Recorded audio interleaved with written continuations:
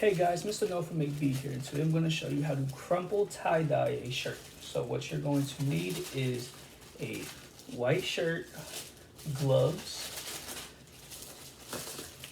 dye for tie dyeing, rubber bands, and a tarp. And also, if you don't want to get your clothes dirty, you can wear an apron or find old clothes you don't mind getting dirty. Before you can dye your shirt, what you want to do is you want to put it in the washer or put it under the sink to rinse it and then wring it out. I have pre-washed my shirt already, and what I'm going to do now is show you how to crumple and dye it. The colors I'm going to be using are yellow,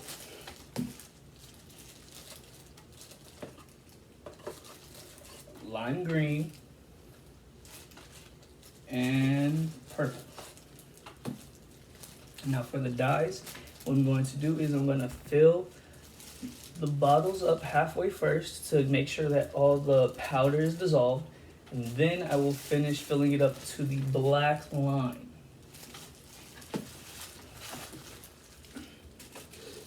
Okay, now that I got my colors mixed, what I'm going to do now is I'm going to crumple up the shirt. And there's no really particular way to do this. You can just bunch the shirt up together to where you just have a lot of little crevices in it. And to have it keep shape, I'm going to use 4 rubber bands.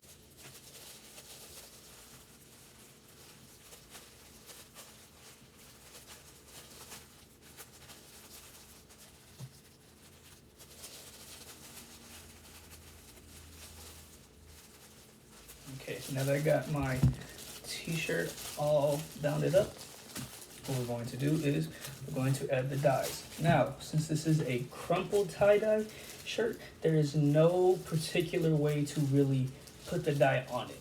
This one's more about just letting you be creative and just to fill it up with color.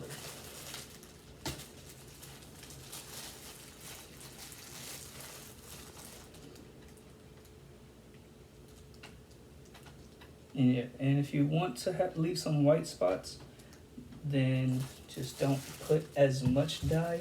But if you want to have your t-shirt completely covered with color, then you want to make sure you really get into every little part of the shirt.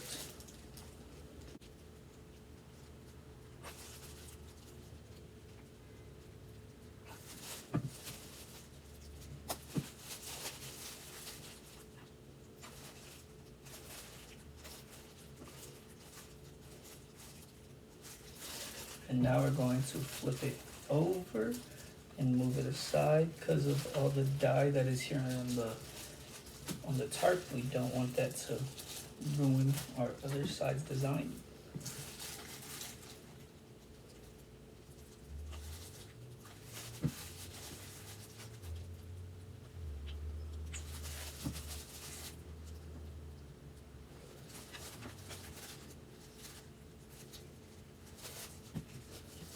Finish dyeing the shirt, you're going to want to put it in a plastic bag and let it sit for about 6 to 8 hours, or if you're doing it at night, just let it sit overnight.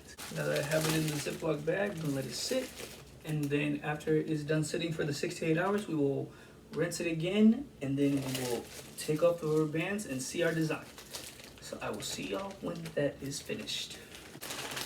Okay guys, now I'm back and the shirt has been sitting for 12 hours with the dye. So now what I'm going to do is take the shirt out the bag, take off the rubber bands, and then put it in the sink to rinse out the excess dye.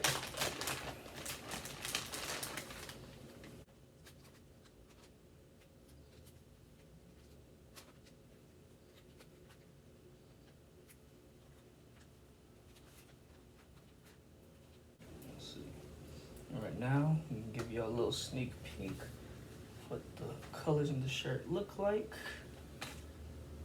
Okay, now I'm going to rinse it out and I will be back. Okay, so after you have rinsed out the extra dye, what you're gonna wanna do is you're gonna wanna let it hang dry before you wear it. And then after you wear it, when you wash it and you wanna keep your colors really bright, then you wanna wash them in hot water, because if you wash them in cold water, the colors will fade.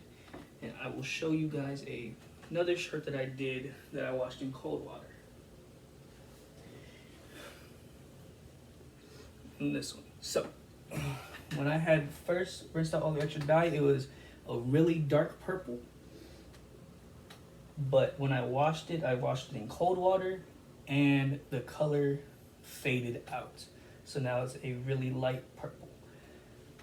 So yes, so again, if you want to keep your colors really nice and bright and bold, make sure to wash them in hot water. Okay, so hope you all had fun, and I will see you all next time.